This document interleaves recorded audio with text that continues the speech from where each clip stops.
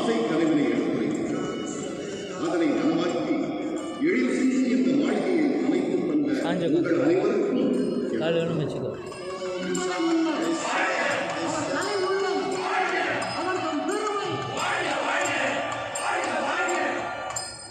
பைந்தமிழ் நாட்டு கலை பெருமைகளை பாருக்கெல்லாம் பறைசாற்றிட நாடாண்ட மன்னர்கள் பலர் எழுப்பினார்கள் எண்ணிலாத எழில்வாறு. மகாராஜா வணக்கம். மகாராஜா மகாராணிகளே கும்புறவங்க. உங்கள் பணிகள் தொடரட்டுமே. அக்கா பார்த்தீர்களா, எத்தனை உயரம் வளர்ந்து விட்டன தூண்கள். நாடெல்லாம் போட்டு நமது மன்னரின் பெருமையை போலே. தோழி ருத்ரா, இப்படி வாருங்கள். அப்பப்பா, எவ்வளவு அகலம். ஆமா சகோதரி, நமது மன்னரின் அடிமரத்திலே குடியிருக்கும் கலையாளத்தை போல. அதோ பாருங்கள், அங்கேதான் அமையும் உங்கள் மண்டபம். நாம் இருக்கின்ற இந்த மண்டபம் நிறைவு பெற்றதும் இதற்கு சொர்க்க விலாசம் என்று பெயரிட எண்ணி பொருத்தமாகத்தான் இருக்கும் இல்லையா சகோதரி?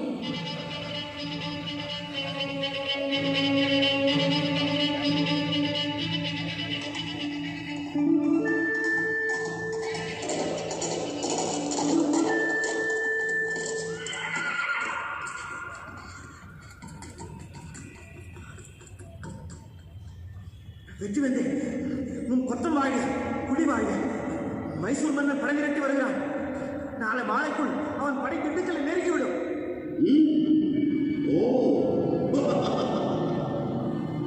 திருநாட்டும் வீரர்கள்,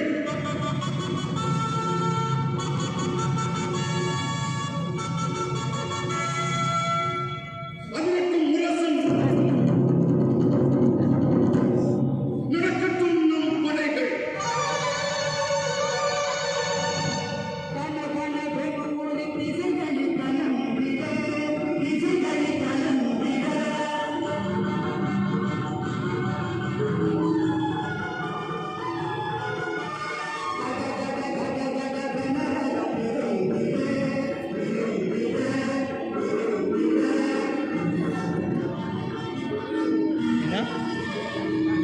கேட்கல.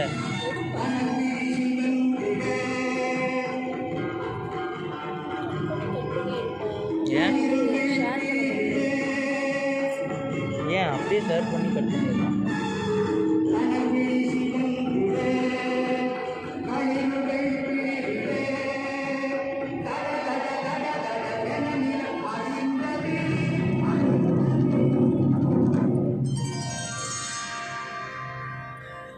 ஆலவாய் சொக்கரையும் அன்னை அங்கேயர் கண்ணியையும் தன் தேவியருடன் திருமலை மன்னன் தினமும் ஆலயம் சென்று லைட்டு போடும்போது ஃபோட்டோ எடுத்துக்கோ. பேக்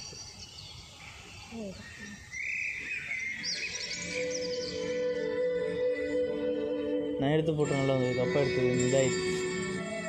நம்ம தனியாக எடுத்துக்க வேண்டியது. இங்கே பேர் மேலே பேர் ஃபோட்டோ எடு. வையக்கரையில் இந்த வைகை போதில் மாமதுரை சொக்கேசனின் மகிமையுள்ள மீனாட்சி சேவிக்க வந்திருக்கின்றான் திருமலை நாயகன். நாயக்கர் குணமும் நானிலமும் குன்றாத புகழோடு மன்றாத வளமோடு எந்நாளும் வாழ ஃப்ளாஷ் ஆஃப் பண்ணி சீட் எடுக்காதரா.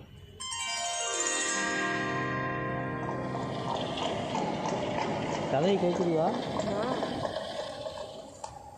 அரசே, உங்களிடம் ஒன்று கேட்க வேண்டும். கேள்வி அரசே, இன்று நீங்கள் தேவியை வழிபடும் போது ஏதோ ஒரு சோர்வு. ஆம் அரசே, என்றுமே இப்படி இருந்ததில்லையே. எதற்குமே கரகாச உங்கள் மனம் என்று கலந்து தோழி ருத்ரா, செய்தி தெரியுமே உங்களுக்கு. துரோகியாக மாறிவிட்டானாம் தளவாய் ராமப்பையன். மைசூர் மன்னனை முறியடித்த வெற்றி வரியிலே அரங்கண்ண நாயக்கருடன் சேர்ந்து மதுரை மீது படையெடுக்கப் போகிறானாம். அரியாசனத்தை கைப்பற்றப் போகிறானாம். உங்களுக்கும் அவர்களுக்கும் இடையே பகை வளர்க்க இது பொறாமைக்காரர்கள் செய்த சதியாக கூட இருக்க முடியாது. மதுரைக்கு உடனே திரும்புவோம் என்று நாயக்க கட்டளையை நடத்தது மட்டும் அதை கொண்டு சென்ற வீரனின் கரங்களை மட்டுமா துண்டித்து விட்டான் ராமப்பையன். அவனுக்கோ அவன் படைவதற்கோ நான் அவன் நெஞ்சிலும் வஞ்சம்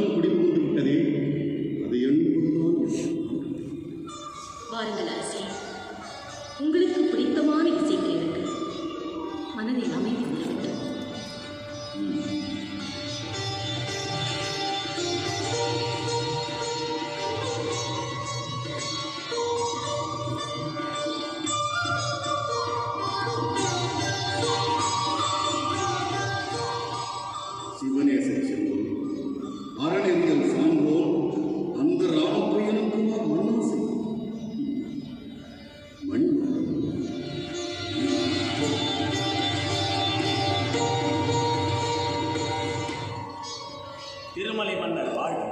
அரசே, தளவாய் ராமப்பையனும் அரங்கண்ண நாயக்கரும் போரில் வெற்றி கண்டு மைசூர் மன்னனை காட்டுக்குள் பதுங்கி ஓடச் செய்து தங்களை காண பரிவாரங்களுடன் வந்து கொண்டிருக்கிறார். மைசூர் மன்னரின் செல்வ குவியல்களை நம் வீரர்கள் தேரிலும் யானைகளிலும் குதிரைகளிலும் கொண்டு வருகின்றனர்.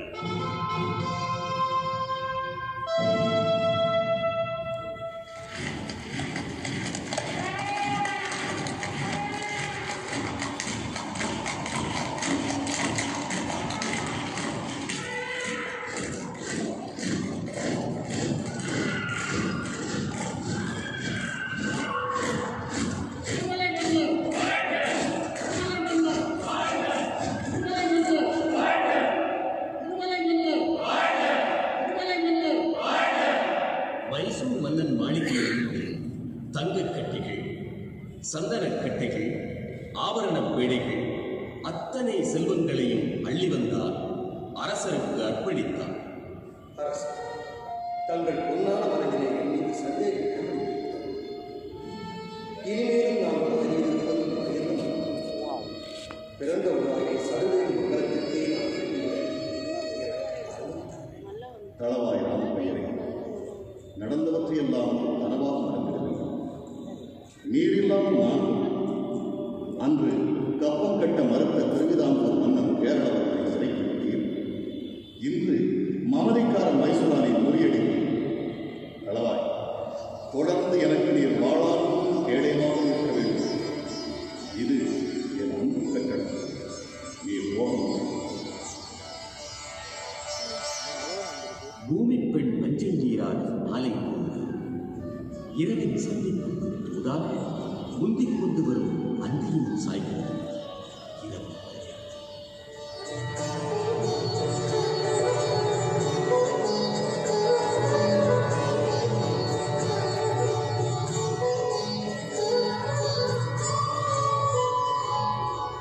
அரண்மனை மேம்பாடத்தில் நின்றபடி அரசர் தீர மரவர்களின் தீவர்த்தி வணக்கத்தை ஏற்கிறார். இது தினமும் நடக்கின்ற நிகழ்ச்சி.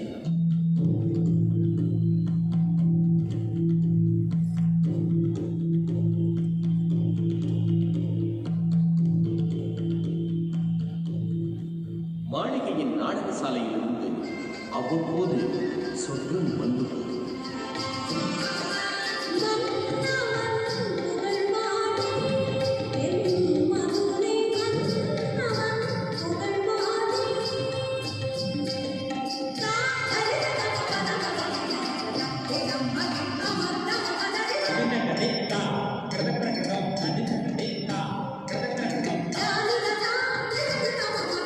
களி நடனம் கண்டு மனம் பகிர்பவர்தான் திருமலிகள்.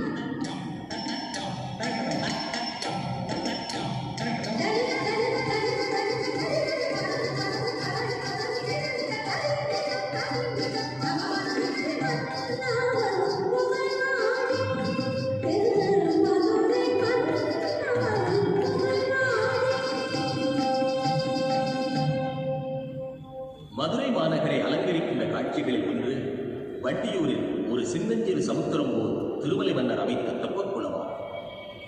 அரசு பொறுப்புகளிலிருந்து சற்று ஓய்வு கொள்ள நினைக்கின்ற போதும் வேனலின் காணலை போக்குவதற்கும் தேவியரோடு திருமலை மன்னர் மைய மண்டபத்திற்கு வருவது.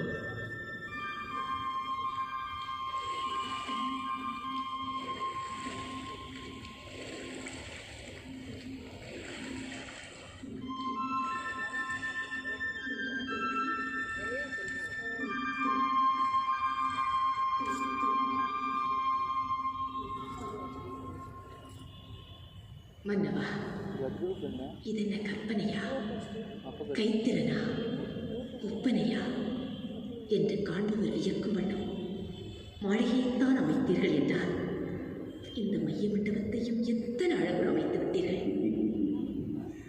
தேவியரே, மாளிகையையும் தெப்பக்குளத்தையும் அமைத்ததோடு என் பணி முற்று பெறவில்லை. ஆலவாய் ஆலயம், திருப்பரங்குன்றம் என்றதும் எனக்கு பரிபாடல் ஒன்று நினைவுக்கு வருகிறது. எந்த பாடல்?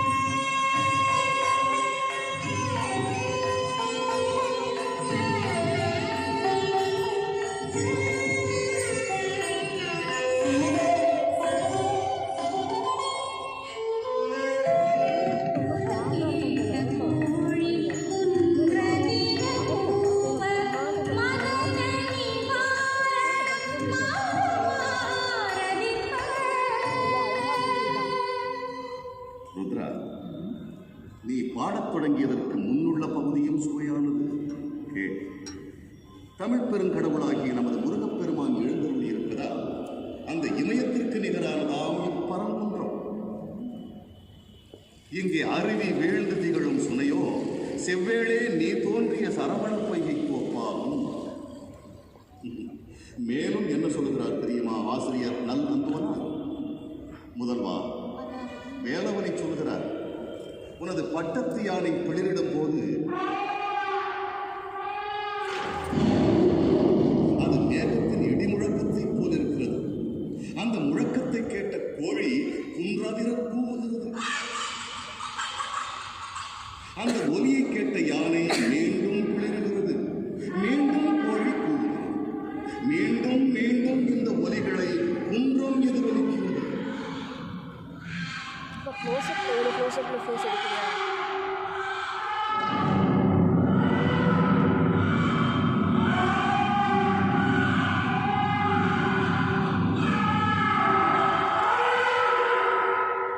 இங்குள்ள தும்பிகளும் வண்டுகளும் குழலிசை போல் ரீங்காரம் செய்கின்றன.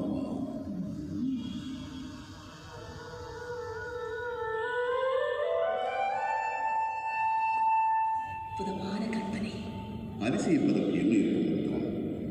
மண்ணின் பெருமை, மண் ஆண்ட மன்னர்களின் பெருமை, மன்னர்கள் வளர்த்த சங்கத்தின் பெருமை, சங்கம் தந்த புலவர்கள்.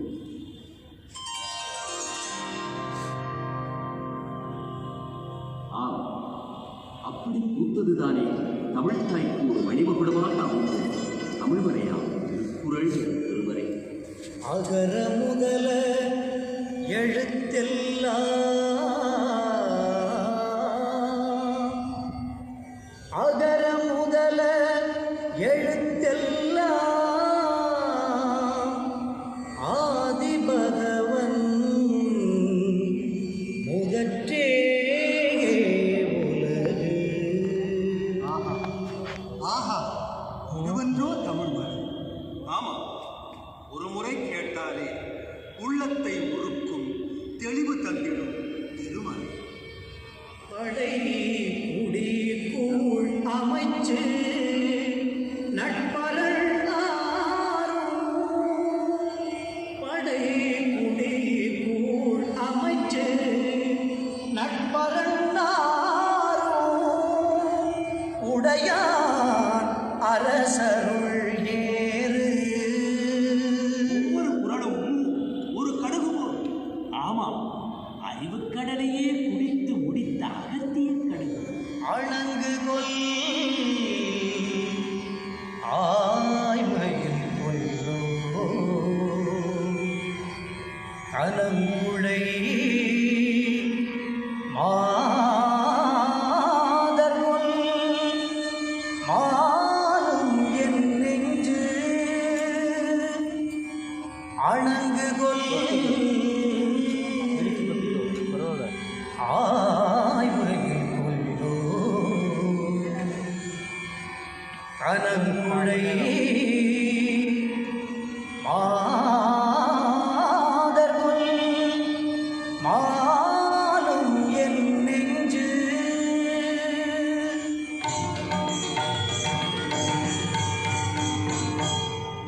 தமிழ்ச்சங்கத்தில் தரலாம் இதற்கு முதலிடம். வள்ளுவருக்கு சூட்டலாம் வைர வணிகம். புலவர் பெருமக்களை போற்றி புகழ்ந்த வித்தகர் மட்டுமல்ல, வெற்றிகள் பல குவித்த கொத்தவர் மட்டுமல்ல, கட்டிடங்கள் எழுப்பும் கலைமரம் படைத்த கற்பனையாளர் மட்டுமல்ல திருமலை. வீரத்தை விளையாட்டாக கருதியவர், விளையாட்டிலும் வீரத்தை கண்டார். பரிவாரங்களோடு அவர் பல சமயங்களில் வேட்டைக்கு செல்வார்.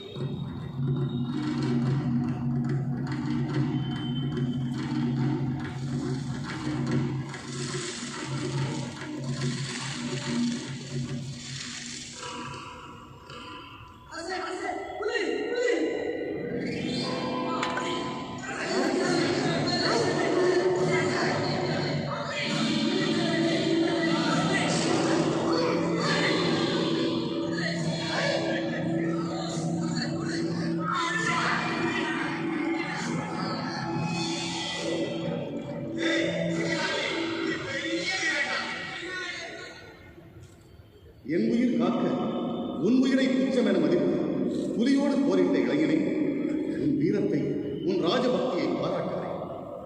வீரர்களே, வேட்டை நிற்கட்டும். தின்தோள் படைத்த இந்த வீர மரவனின் கிராமத்துக்கு உடனே நாம் புறப்படுகிறோம்.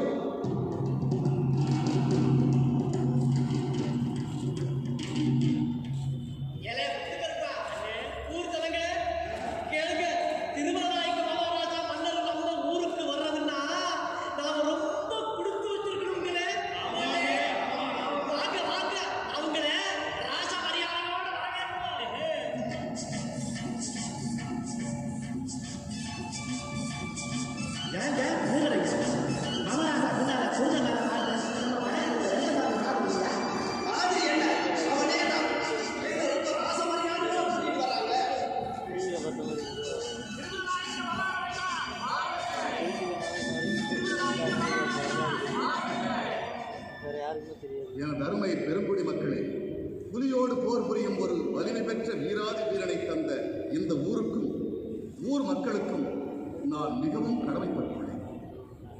என்னை காத்த வீரமரவனுக்கும் அவன் பரம்பரைக்கும் இந்த ஊரையும் அதனை சுற்றியுள்ள கிராமங்களையும் பரிசாக தருகிறேன்.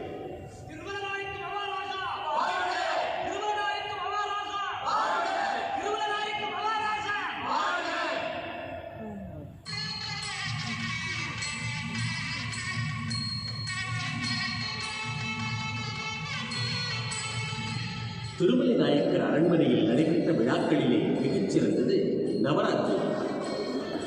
மாட்சிமை மிக்க மன்னன் கோலாகலமாக காட்சியளித்து தக்கவர்க்கெல்லாம் மிக்க மகிழ்வோடு பரிசுகளும் விருதுகளும் வழங்கும் நன்னாளாகும் அந்த நாள்.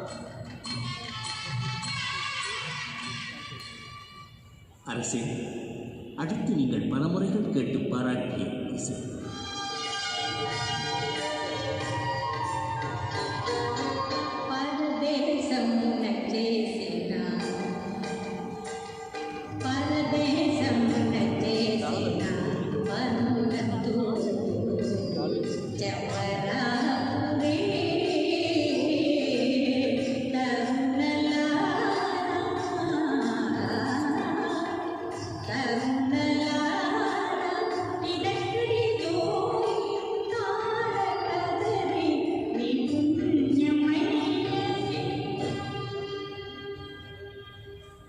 புகழ்சேர கோலோச்சிய தமிழ்வேந்தர் வழிவந்த திருமலை நாயக்க மன்னர் ஆட்சியிலே வரலாற்று பெருமை பெற்றது அங்கையர் கண்ணியின் ஆலயந்தனில் வான குளிர் நிலவோ வையத் தமிழ் காற்றோ தேரோ பாலோ தித்திக்கும் கனிச்சுவையோ என ஊரும் உயிரும் உருக குமர ஒருவர் பிள்ளை தமிழ் பாடினார்.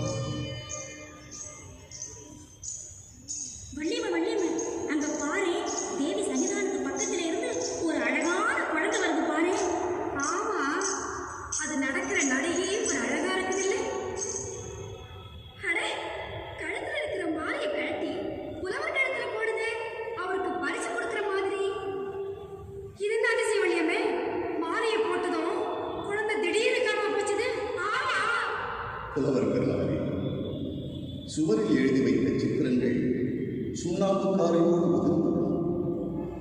உள்ள சுவரில் உயிரோவியமாய் வரைந்த உங்கள் வெள்ளைத்தமிழோ காலத்தை வென்று கடைசி வரை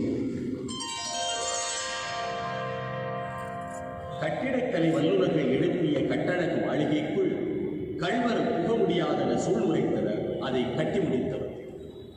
அதனை சோதிக்க எண்ணினார் திருமலை மன்னர்.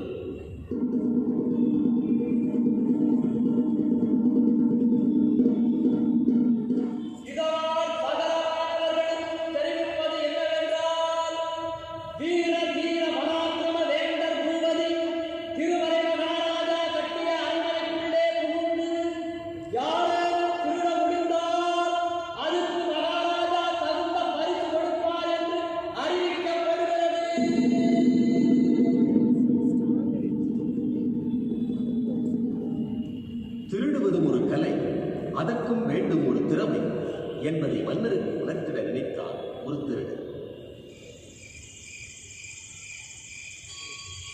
நடுநிசி நேரம் அர்த்தஜாமவழியும் அடித்து போய்விட்டது. ஆலவாய் நகர் நித்திரையில் போய் அரண்மனை காவலரும் அயராது காவல் புரிந்தனர்.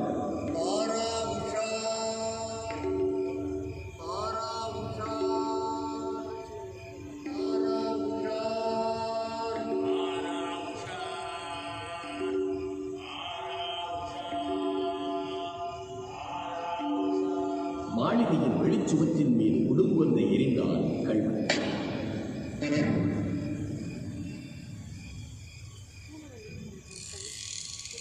அதனோடு இணைக்கப்பட்டிருந்த கயிற்றின் வழியாக யாரும் அறியாமல் உள்ளே நுழைந்திருந்தார்.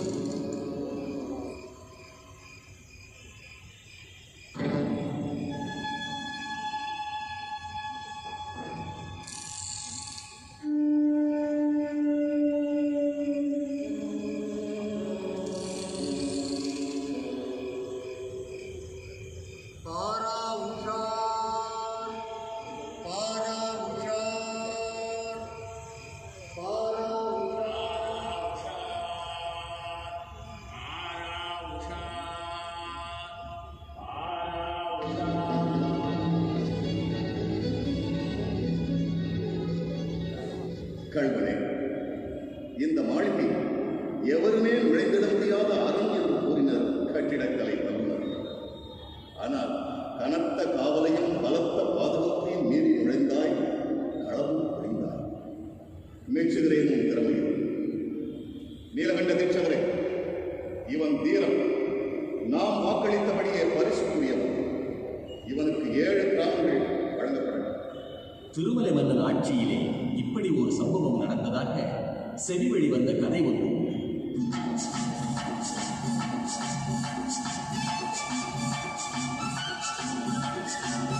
திருமலை மன்னரின் காலத்தில் ராமநாதபுரம் சீமையில் சேதுராடன் மரவர் சிலையை கூறுவது. மரவர் குல மக்கள் வீரம் மிக்கவர்கள், அஞ்சாத விஞ்சவர்களையும் நெஞ்சம் படைத்தவர்கள்.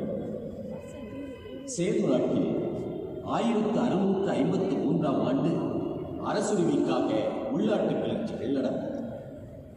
கிளர்ச்சி செய்த தம்பி என்பவர் ஆட்சியில் இருந்த சடைக்கத்தேவர்களும் சேதுபதி மன்னருக்கு எதிராக திருமலை மன்னரிடம் முறையிட்டால் உதவி வேண்டினார். மதுரை மன்னனும் சேது நாட்டின் மீது படையெடுக்க ராமப்பையனுக்கும் அரங்கண்ண நாயக்கருக்கும் ஆணையிட்டார்.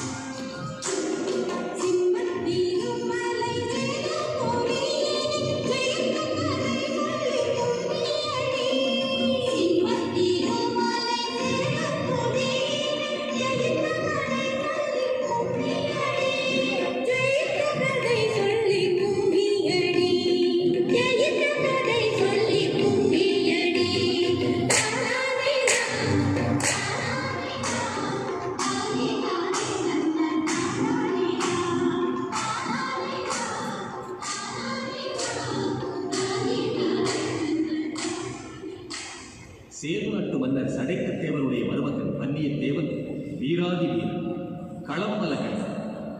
அவன் இருந்தவரை வெற்றியும் தோல்வியும் மாறி மாறி உருண்டோடு. வீரன் வன்னியத்தேவனும் ஆண்டு போக சேது நாட்டின் அதிபதி சரணடைந்து விட்டார். திருமலை மன்னர் முன்னே கொண்டு வரப்பட்டார்.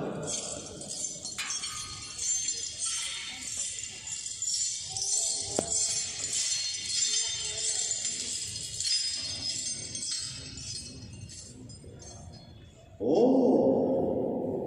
நீதான் சேது நாட்டிலே ஏறு நடை கொண்டு தெரிந்த சடைக்கத்தேவன். ஏறு நடையினராக இல்லாதிருந்தால் ஏன் என்னை சங்கிலிகளால் பிழைத்து இங்கே கொண்டு வர வேண்டும்? உன் பேச்சிலே ஆணவம் நுழைகிறது. உமது பேச்சிலே ஏளனம் கொக்கரிக்கிறது. கொக்கரித்திருக்க மாட்டியேன். என் மருகன் வன்னியன் உயிரோடு இருந்திருந்தான். சிறையில தள்ளுங்கள் இந்த திமிர் கொண்ட சேது நாட்டாளை. பின்னர் சேது நாட்டின் அரசியல் பற்றிய உண்மைகளை அறிந்த திருமலை மன்னன் சேதுபதி சடைக்கு தேவரை விடுவித்தது மட்டுமல்லாமல் சேது நாட்டை மீண்டும் ஆள பெருந்தன்மையோடு அறிவித்தார்.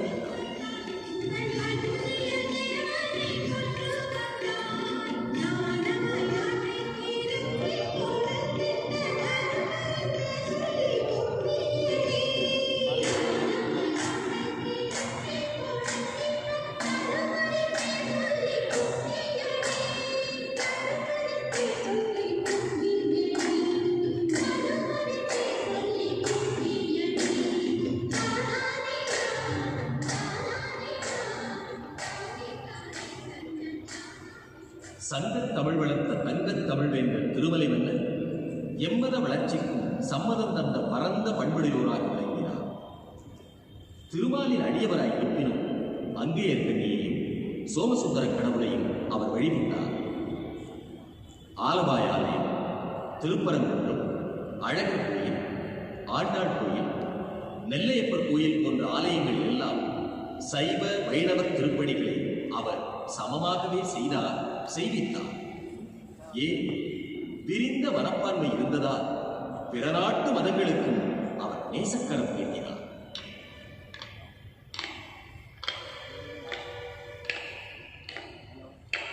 காவலா வாழ்க, இறைவனது திருவருள் நிற்பால் நிறையட்டும்.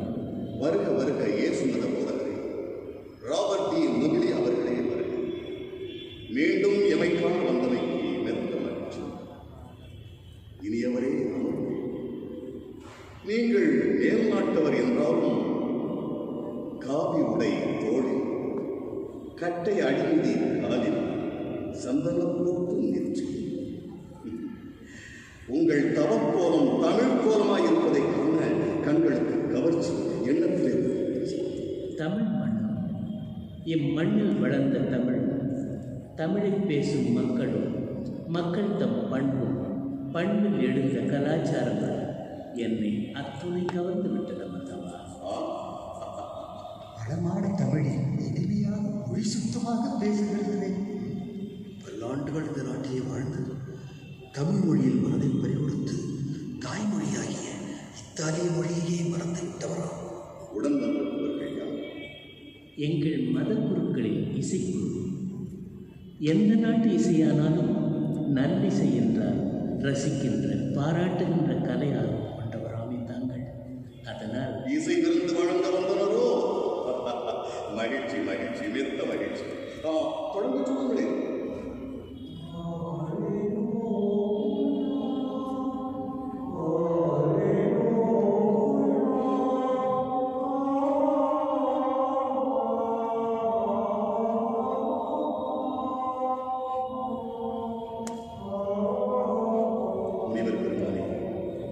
என்னை மிகவும் கவர்ந்தது உங்கள் இசை. நீலகண்ட தீட்சிதர் அவர்களே, அத்தனை பேருக்கும் பொன்னாடிகள் வழங்க ஏற்பாடு. கிறிஸ்துவ மதத்திற்கு மட்டுமல்லாமல் எல்லா மதங்களுக்கும் திருமலை மன்னர் சம உரிமை வழங்கியிருந்தார்.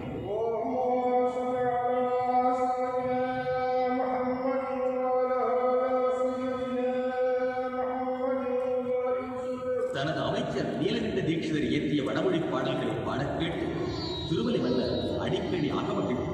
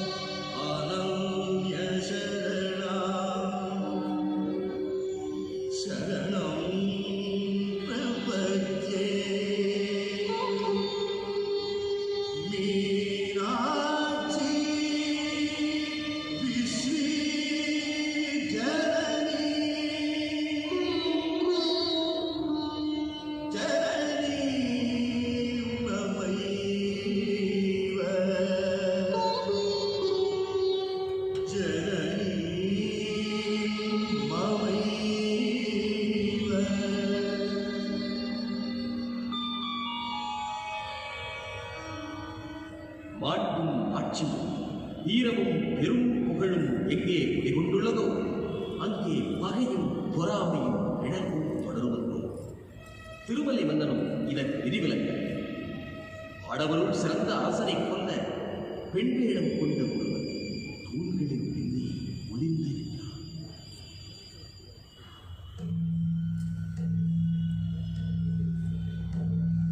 நெத்தியில் கொசு போயிரு.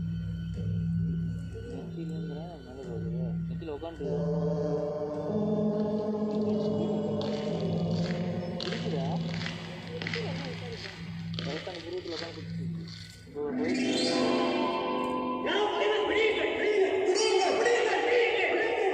என் உயிரை கவர வந்தவன் யார்? பேச மறுக்கிறான். சிறை வையுங்கள் இவனை. அரசே, அபாயம் மட்டுமில்லை. அஞ்சி நடுங்கிவிட்டோம் அரசே. ஏன் தேவி அஞ்ச வேண்டும், நடங்க வேண்டும்? ஆலவாய் சோமசுந்தரன் அன்னை அங்கே இருக்கணும், நமக்கு துணை இருக்க அபாயங்கள் நம்மை என்ன செய்ய? முத்தண்ணன் அந்த திருட்டு பய சிறைச்சாலையில கூட பேச மாட்டேன்ட்டானே. அது மட்டும் இல்ல தம்பி, அந்த பய நினைச்சு வந்தது மட்டும் நடந்திருந்தா நம்ம திருமலநாயக்க மகாராசா ஒரு பொம்பளையால கொல்லப்பட்டார்னு சரித்திரம் கதை கட்டி இருக்குமே. அது மட்டுமான மைசூர் ராசாவுக்கு நம்ம மருத மண்டிட்டு இருக்கோம். மைசூர் மன்னனாகிய கண்டிரவன் அரசராஜா முன்னாள் பகையை மறக்கவில்லை. அவன் பழி எண்ணம் மாறவில்லை. மதுரை நோக்கி படை நடத்தினார். எவ்வித எதிர்ப்புமின்றி சத்தியமங்கலத்தை தாண்டி முன்னேறிவிட்டார். வழியெங்கும் கொலை கொள்ளை என்று கொடுமைகள் புரிந்தார். குழந்தைகள் என்றும் மடந்தையர் என்றும் பாராமல் மூக்கறுத்தான், முகச்சேரம் புரிந்திட்டான். அறுபட்ட மூக்குகளை முட்டை முட்டையாக தலைநகர் அனுப்பி வைத்தான். சேதி எட்டிய கோயில் கிடந்த திருமலை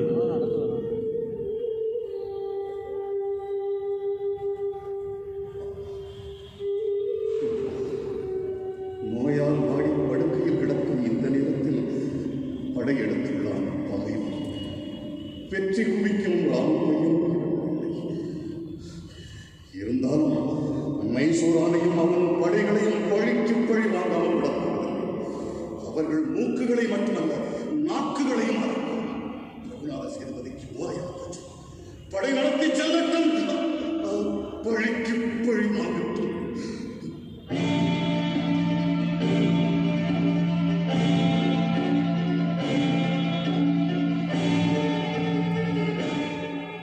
கண்ணுக்கு கண் என்ற பழி உணர்வோடு மன்னன் ரகுநாத சேதுபதி, பாளையக்காரர் அரங்கண்ண நாயக்கர், இளவல் முத்தியால நாயக்கர் ஆகியோர் எதிரிகளை மைசூருக்கே துரத்திச் சென்றனர். சென்ற வழியெல்லாம் சீர்கேடு, அழிவு, அலங்கோடு.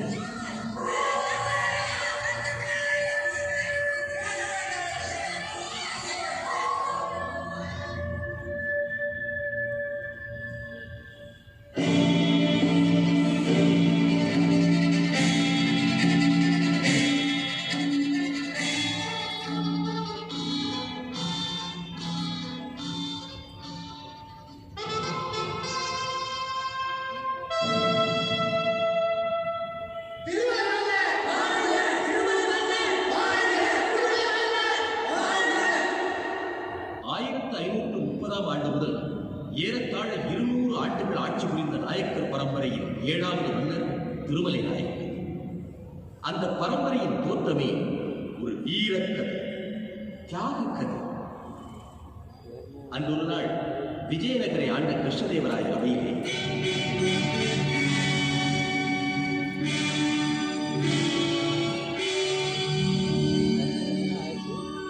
விஜயநகரத்தில் பேரரசராக வீற்றிருப்பது கிருஷ்ணதேவராயன் என்பதை மறந்து விட்டானா சோழன்? இல்லை, உன்னை போலவே எனக்கு அடங்கி வந்தான் அவன் என்பதை உணராது போனான். சந்திரசேகர பாண்டியனே, கவலை வேண்டாம். தளவாய் ராகவ நாயக்கரே, பாண்டிய நாட்டை அபகரித்த சோழனை வென்று பாண்டிய நாட்டை பாண்டியனிடம் ஒப்படைத்து வாரும். மதுரைக்கு புறப்படும் படைகளோடு சென்றார் ராகவநாயக்கர், வென்றார் வீரசேகர சோழனை. ஆனால் பேரரசனின் ஆணைக்கு மாறாக தானே பாண்டிய நாட்டு மன்னனாக மணிமுடி தரித்துக் கொண்டார். செய்தி கேட்டு சிலங்கொண்டெழுந்தான் விஜய சாம்ராஜ்ய சக்கரவர்த்தி.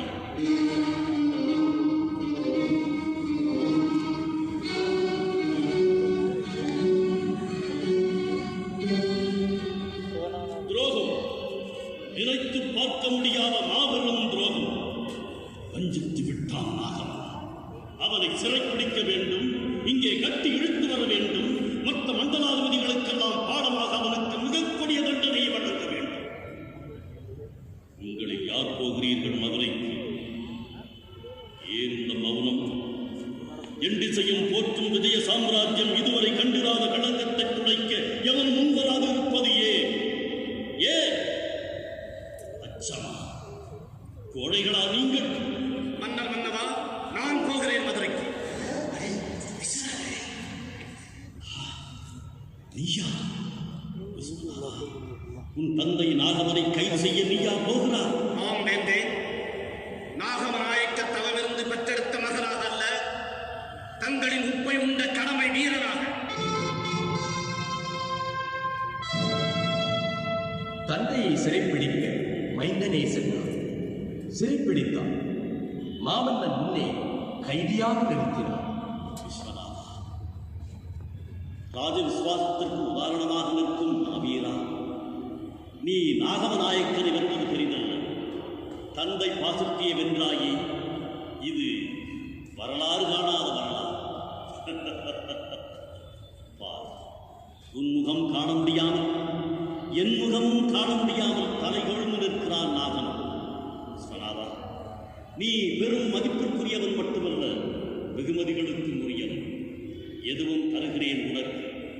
பெரிதிலும் பெரிதாக கே என்ன வேண்டும்? எனக்கு தந்தை வேண்டும். கிருஷ்ணா நதி முதல் குமரி கடல் வரை அலைகள் கூட புகழ் பாடும் மன்னர் மன்னவா, தந்தையை மன்னித்து அவரை விடுதலை செய்ய வேண்டுகிறேன். நல்லது வீரனே, நாகமநாயக்கரை மன்னித்தோம். பேரரசே, நன்றி. இனி நான் ஒன்று கூற அனுமதி வேண்டுகிறேன். சொல் விஸ்வநாதா. என் தந்தை மதுரையிலே மணிமுடி அணிந்து கொண்டது முற்றிலும் சரியே. ஏன் அப்படி சொல்லுகிறார்? அல்லவென்றால் சோழரின் கிளர்ச்சி அங்கே தொடர்ந்து நடந்திருக்கும். நிலைமைகள் சரியாகும் வரைதான் என் தந்தை ஆட்சி பொறுப்பிலே இருக்கிறதைத்தான். அப்படியா? நீயே சொல்லும் போது அதுவேதான் உண்மையாக இருக்க வேண்டும். ஆகவரே, நீரே இனி பாண்டிய நாட்டிற்கு அதிபதி. வேந்தே, மன்னிக்க வேண்டுகிறேன். என் மகனே அதற்குரியவன், தகுதி படைத்தவன். ஆமாம் ஆமாம் விஸ்வநாதா, இனி மாமதுரையின் அரியணை உனக்கே உரியதா?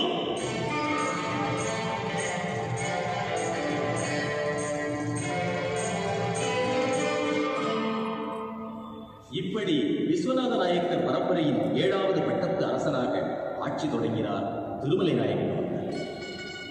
கொங்கு நாடு முதல் குமரிமலை வரை, காவிரி தீரம் முதல் ராமேஸ்வர கடலோரம் வரை களம்பல கண்டவராக, மாதத்துக்கு ஒரு விழா கண்டவராக, மாசி, சித்திரை, ஆவணி என்று விழாவிற்கு ஒரு வீதி கண்டவராக, தான் பிறந்த தைப்பூச நன்னாளில் தென்னகத்திலேயே பெரிதாக தாளமைத்த குளத்தில் தெப்பத் திருவிழா கண்டவராக, வைகாசி வசந்த விழா, ஆடித் திருவிழா, நவராத்திரி விழா, சித்திரை திருவிழா, செங்கோல் விழா என்று மதுரை நகரமே விழாக்கோலம் காணச் செய்தவராக, அவர் கட்டி வைத்த திருக்கோயில்களில், கலை மாளிகைகள், வெட்டி வைத்த குளங்களில் பூமி தேவியின் நெற்றிக்கு பொட்டு வைத்தாற் போன்ற புது மண்டபத்தை அமைத்தவராக, வடக்கே யமுனைக்கரையில் ஒரு தாஜ்மஹால் என்றால், தெற்கே வையைக்கரையில் திருமலை நாயக்கர் திருமகாலை தந்தவராக வாழ்ந்தார்.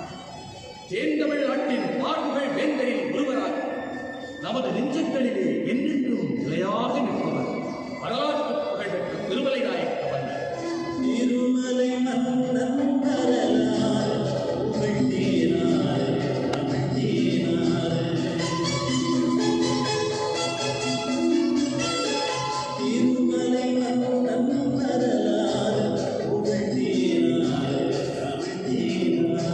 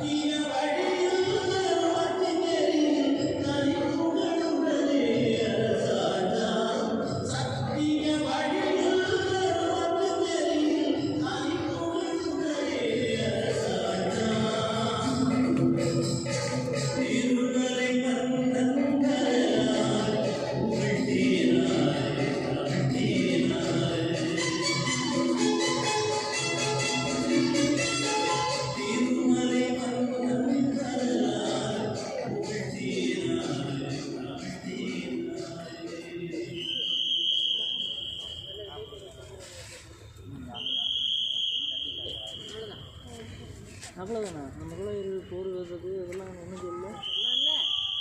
குதிரை சொன்னேன்ல வீடியோ எடுத்துட்டு என்ன பண்ணி குதிரை வர்றப்ப